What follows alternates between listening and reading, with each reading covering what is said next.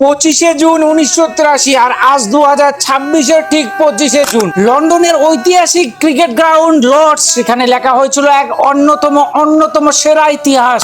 সেই দিন আমাদের পুরো টিম ইন্ডিয়া যে আমাদের বিশ্বকাপ জিতবে সেটা কেউ আমাদের টিম ইন্ডিয়ার উপর ভরসা রাখতে পারেনি, কেউ বিশ্বাস করেনি যে আজকে আমাদের টিম ইন্ডিয়া জিততে পারে। কিন্তু সবাইকে অসম্ভব রেখে ওয়ান অনলি ম্যান আমাদের কপিল দেব আমাদের পুরো টিম ইন্ডিয়াকে অসম্ভবকে সম্ভব করে দেখিয়েছিল। ওয়ান ডে অর্থাৎ ওডিআই ওয়ার্ল্ড কাপের ফাইনাল ম্যাচ শক্তিশালী সেই ওয়েস্ট ইন্ডিজ বনাম আমাদের টিম ইন্ডিয়া। সেই দিন আমাদের পুরো টিম ইন্ডিয়া ভাই 183 অর্থাৎ ওয়েস্ট ইন্ডিজের বিরুদ্ধে ফাইনাল ম্যাচে 183 রান করে 184 টার্গেট দেয় ওয়েস্ট ইন্ডিজকে। এরপরেই ঠিক আমাদের বোলাররা একজন একে একে আমাদের কপিল দেবের নেতৃত্বে ভাই দানবে পরিণত হয়।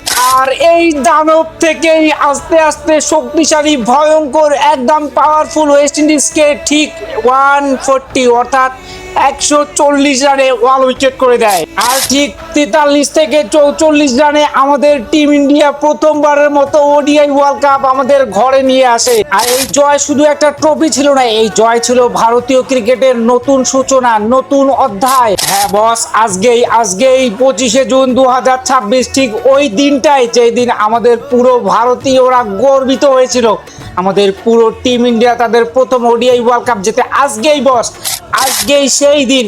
এর জন্যই আজকে আবার সেই স্মৃতিতে একটা স্মরণ। বাকি 1983 তো একটা কমেন্টে লেখা যায়, কি লিখবে অবশ্যই কমেন্ট করো।